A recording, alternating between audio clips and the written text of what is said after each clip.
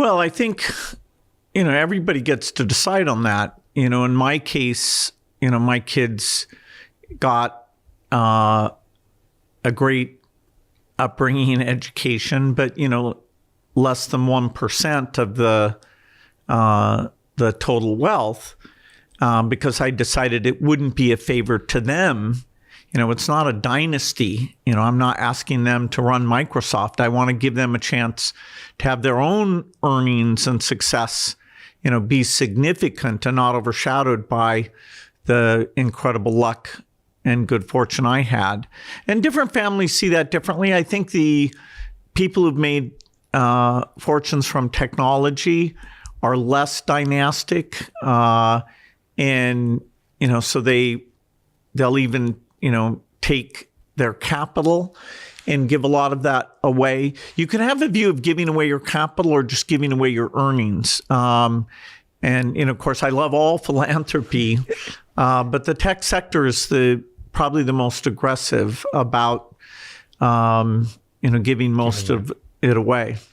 In other sectors, you have not seen that in any other kind of industry where people try to give not to the same degree. It tends to be giving more, giving some portion of the profit as opposed to the actual base capital.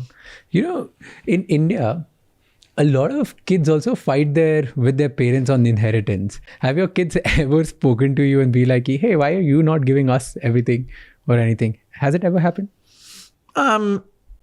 You don't want your kids to ever be confused about your support for them and your love for them. And so I do think explaining early on your philosophy, that you're going to treat them all equally, and that you're going to give them incredible opportunities, but that, the highest calling for these resources is to go back to the neediest through the foundation. And, they've seen the success of the foundation. I hope they're very proud of the foundation. And